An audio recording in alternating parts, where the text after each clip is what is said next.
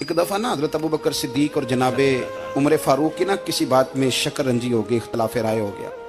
तो जनाबे उमर ज़रा डाढ़ी तबीयत के बंदे थे, डांट दिया अबू बकर सिद्दीक को। तो सिद्दीक एक बार नरम बंदे थे, माड़े दा की काम मोहम्मद नस जाना या रोना। तो वो गा के ना तो पहले घर रोए, फिर हुजूर के पास चले गए। जनाबे उमर कहते मुझे भी ख्याल आया कि यार ये मुझे नहीं करना चाहिए था। थोड़ी देर के बाद अच्छे लोग जो होते हैं उनका गुस्सा जल्दी उतर जाता है।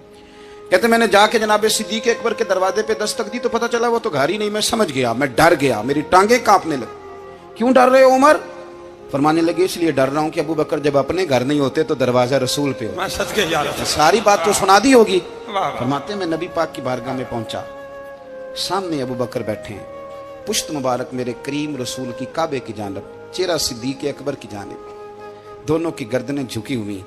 जनाबे उमर पाक फरमाते हैं कि मैं बैठा था और सोच रहा था, सलाम ली, जवाब मिला, पर गर्दनें नहीं उठाई दोनों ने, मुकद्दस गर्दनें झुकी रही। मैं सोच रहा था कि अब हुजूर मुझे डांटेंगे तो मैं सिद्दीक के पैर पकड़ूंगा, मैं अली को सिफारिशी बनाऊंगा, मैं मिन्नत करूंगा, लेकिन कोई बोले तो बात बने ना। कहते जब देर हो गई, ये सुकूत भी बड़ा मुश्किल होता है।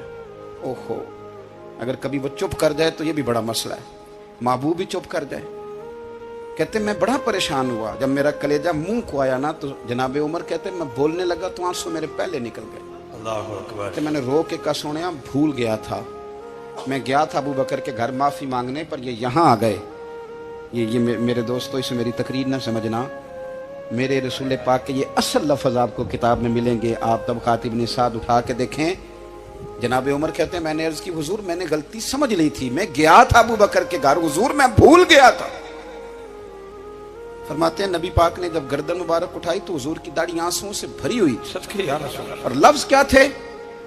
फरमाया उमर तुम मेरी खातर मेरे अबू बकर को माफ नहीं कर सकते थे।